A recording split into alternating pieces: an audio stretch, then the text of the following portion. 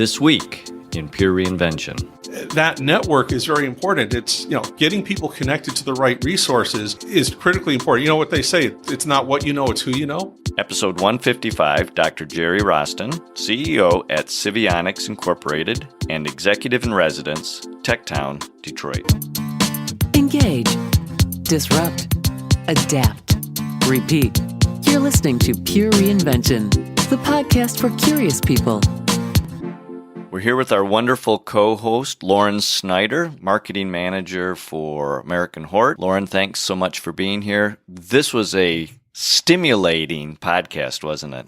It was. It kind of came out of a totally different area than... Kind of make your other part of your brain work. Exactly. It was really enlightening to see this different perspective and then see the pure reinvention steps applied. So there was a couple of pure reinvention steps that we want people to be listening for. One of the things that you mentioned to me, Lauren, was the importance of simplifying things to patterns. And that's something that Dr. Roston talked about. Yes, absolutely. And that was one of the things that came up again and again in our conversation with him. And also that, and then connection was the second one that their story tells really well. Lauren, the other thing that I heard Dr. Roston talk about that I thought was quite intriguing was this thing called customer discovery.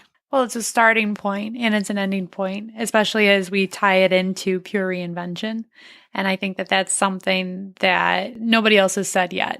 And so, customer discovery, the starting point and the ending point for pure reinvention. Let's listen. This week's episode is sponsored by MB Strategies. MB Strategies focuses on your success and provides you with sustainable results by identifying opportunities, guiding you through implementation and navigating you to greater results. Contact MB Strategies today at mbstrategiesllc.com to start your reinvention journey. We're here today with Dr. Gerry Roston. Gerry is the Chief Executive Officer of Civionics, as well as the Executive in Residence of TechTown Detroit. Gerry, thank you for being here. My pleasure, Mike. Thanks for having me. So before we get started on that, we ask our podcast guests the same three questions. Gerry, of the 5 steps in the reinvention process, which of the 5 steps do you most closely associate yourself with? We went over this in detail, and I think the answer is simplify. Simplify. Now, when you say you went over in detail, that means you went over in detail with your wife. Yeah, absolutely. This was not a... And I'm going to assume she said that not because you're a man, but because you are capable of getting to the bottom line, right? Right. One of the things, and again, this will come up when we talk, is people come in with ideas and they want to basically boil the ocean. Right. But when you're doing a startup, you fundamentally have the resources to do one thing. Yep. And part of what I do, and it comes to my superpower, which is your next question. Yes, it is. So you might as well go ahead and answer it before I ask it. One of the things that I'm very good at, my superpower, is sort of digging through all of the BS and finding the core nugget. Oh, we could call that organizing chaos, right? Yeah, that too. So you have somebody come in and say, well, this is what I want. And part of what I do with them is figure out what is it that you need to do to prove that this idea has legs to get into the marketplace and start generating revenue. And tell us the time when you found yourself uncomfortable. Several years ago, I was the CEO of a startup, and we'll just leave all names off the table. I was not the founder. The problem was that the founder, who was a faculty member at one of the state's universities, her way of approaching problems and mine were diametrically opposed. And it got to the point where just working together was becoming painful. We both thought we were doing the right thing. I don't know. I can't say one of us was right and one was wrong, but it just became too much work to maintain that relationship. So I had to withdraw from that relationship. Sure, and those do make us certainly uncomfortable.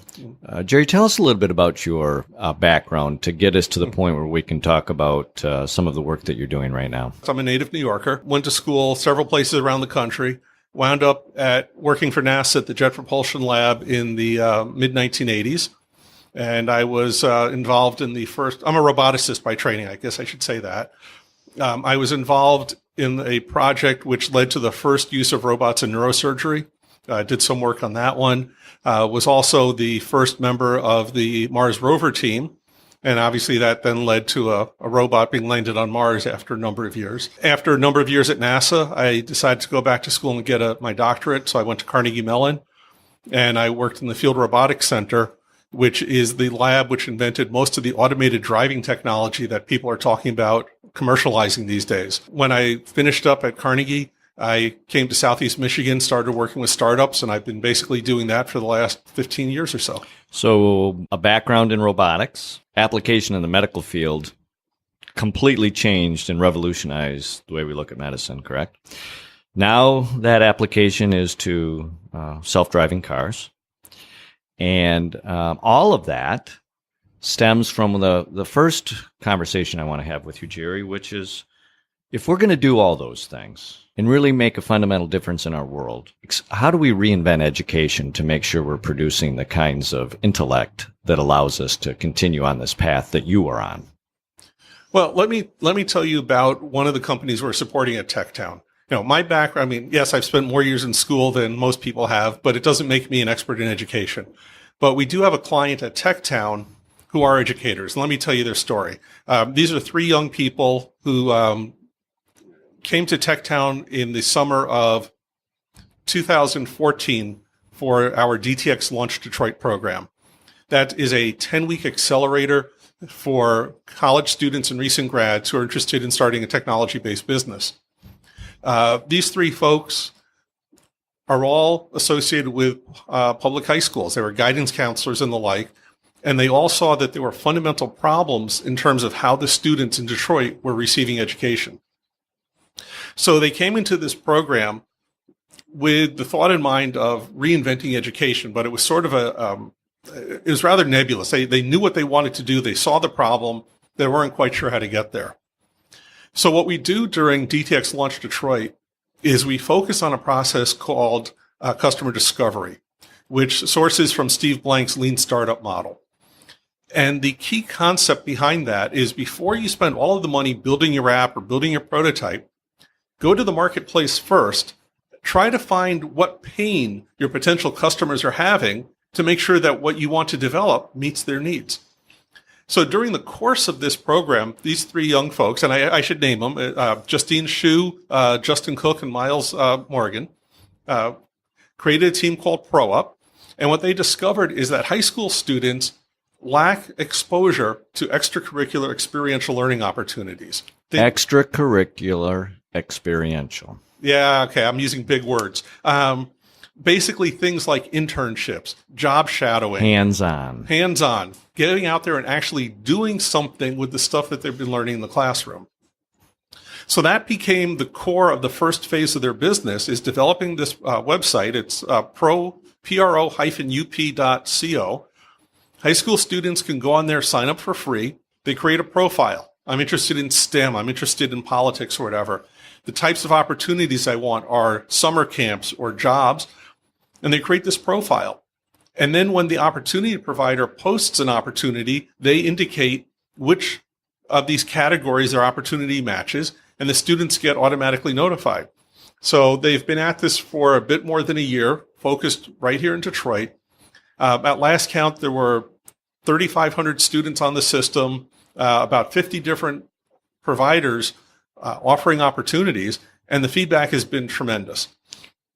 So that of course we can start that kind of hands-on learning at a very young age, right? A lot of the science centers that are being funded encourage the same thing. And then what we do is we build a whole population of individuals who are hungry, right, for hands-on, applicationable type. That's another made-up word, applicationable experiences, which really feeds the mind and the curiosity to continue wanting to grow and to solve problems. Absolutely. When we, as you've heard, my background is as a technologist. I've taken all sorts of technology classes. At this point in my life, though, when I look back, I realize the single most important class I ever took was journalism with Christopher Fearon in 11th grade in high school, because he taught me how to communicate effectively. And by the way, I think he knows what he's doing, because one of his students, a year ahead of me, is now one of the senior editors for the New York Times. So it puts you in good company. Puts me in good company. So, and being able to communicate is so vitally important. But in school, when you're learning this stuff, when Mr. Fearon was teaching us rules of grammar, you're sitting there saying, why the heck do I care? What does this matter? Yeah, application. Here we are 30, I won't say how many years later, and I'm essentially a professional writer. I have to write business plans. I have to write marketing pitches. I have to do all of these things to communicate value that I'm trying to share with somebody. And that ability to communicate is so fundamental, but I didn't appreciate it in high school.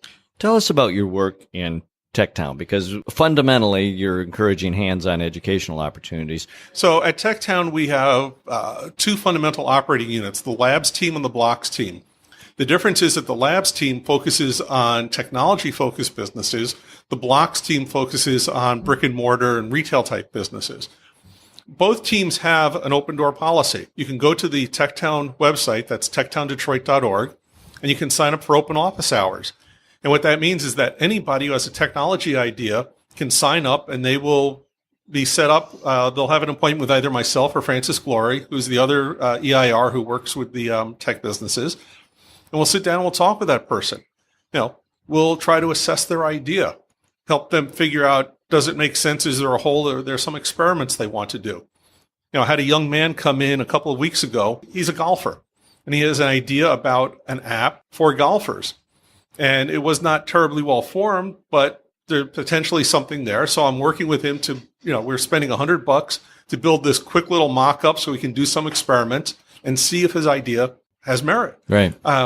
We also are very good at matching people with resources.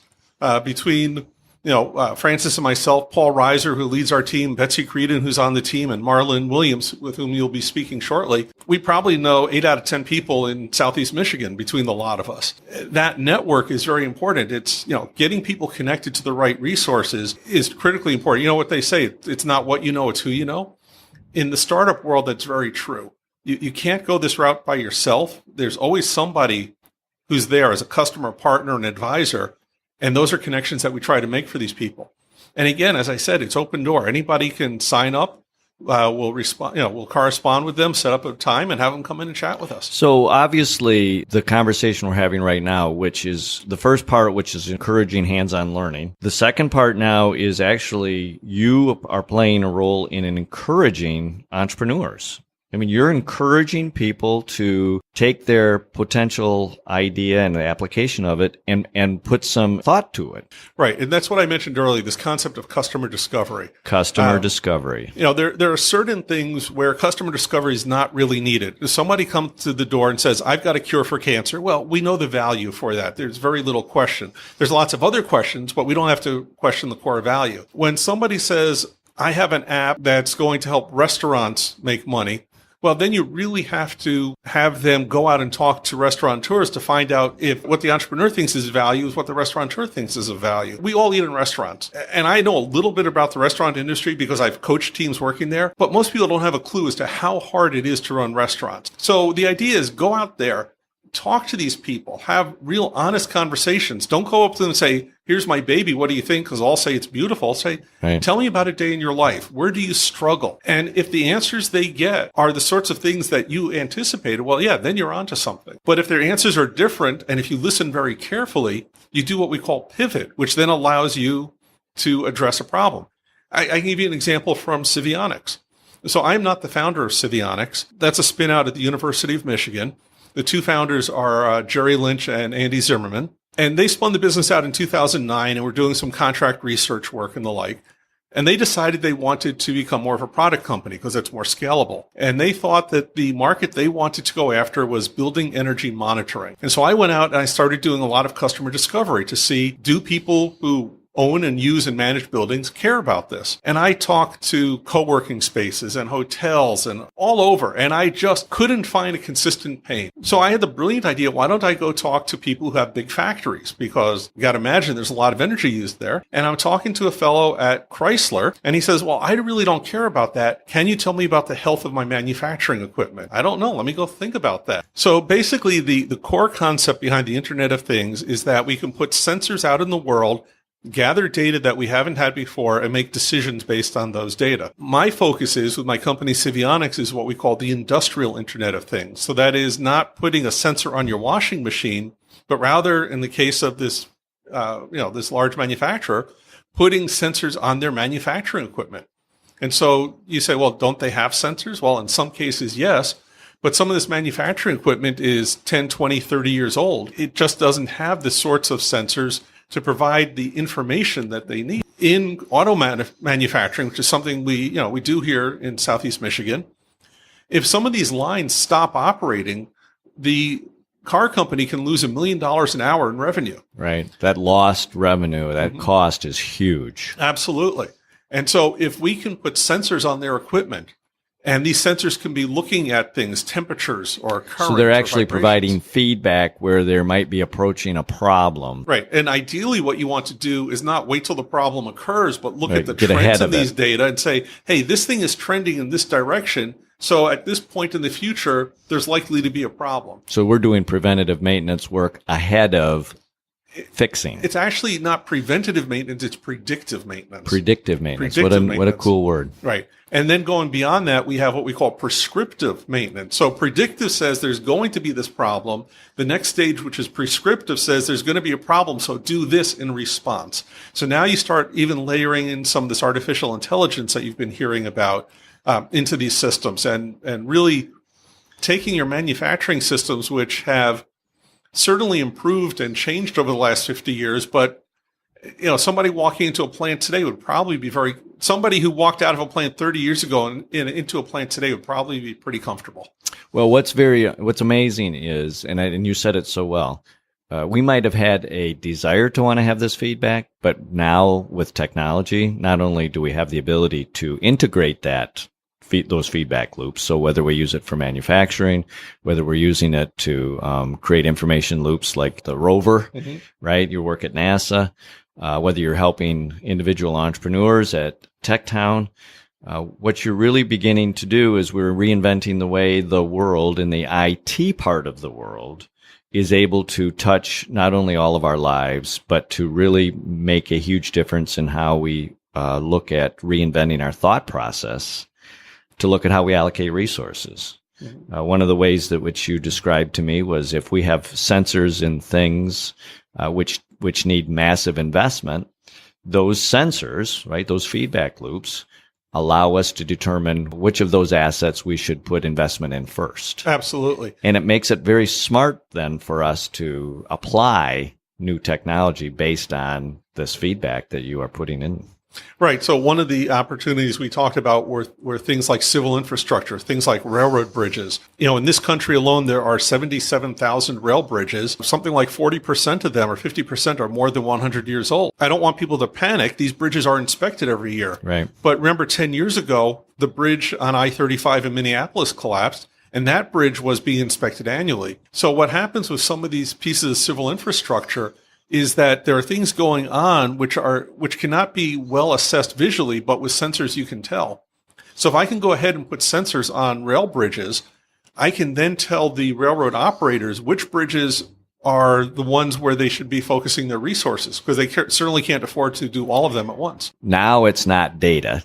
It's usable, useful data that then you put into the 3 Ps, right? Right. Well, we like to refer to it as actionable information. So when I am working in a plant, I don't give a manager a time history plot of temperature, for example. I give them a dashboard. Is it green, yellow, or red? What do they need to do right then to make a decision so that their outcome is achieved? Sure. So you're interpreting the data into a useful language that then they can make decisions on. If they need more data, you certainly have it, but you're also in charge of, and this probably goes back to the impression in the 11th grade you got in the importance of communication. You can only tell people what they can understand. You don't want to have to, with a system like this, deploy a PhD with every system. That just doesn't work. You want the system to have the smarts so that it can share the critical information, the actionable information with the person who needs it. Thank you, Gerry. Thank you, Mike. So, Lauren, we've got these really important concepts to talk about with Dr. Gerry Roston, who is a roboticist, somebody who's really putting very complex formulas and intellect together to accomplish some really awesome things. But yet, what we really learned and I want to talk about this first, is this thing called Simplify to Patterns. How cool is that? Well, and that what was so interesting is, here he is, a roboticist, and you look at the industries that he's been involved in. I mean, the things that he's worked on have been part of neurosurgery. Right. I mean, he was part of the Mars rover team. Things that he worked on in a lab at Carnegie Mellon, I think he said, yes, are being used in autonomous vehicles. And so you have all of these very complicated sounding things that he has been a part of. And yet he turns around and he says, well, my superpower is simplification. You look at his ability to get down to the bare bolts and to cut away the BS, as he says. Right. And you can see how that ability to pick apart simple patterns has allowed him to traverse numerous industries, numerous applications, and that those patterns, once you can hone in on them, those very simple patterns, allows you to apply the same concepts multiple ways. So that allows him to apply, but talk about the importance of establishing simple patterns for the listener. Why is it important for us to listen for and to understand those patterns? Well, that was the other thing that Dr. Gerry mentioned, was this idea of communication and how important that was. And that even amongst all of his education, all of his experience, one of the most powerful moments in his education was his junior year of high school communications class. Isn't that amazing? And just, and you see that in his pulled through those same skills, those communication skills pulled through, and how he goes beyond just being able to understand patterns to actually communicate them. To a point where people can understand. And I think for a lot of us, it's important to see those patterns and understand those patterns so that we can start to see ourselves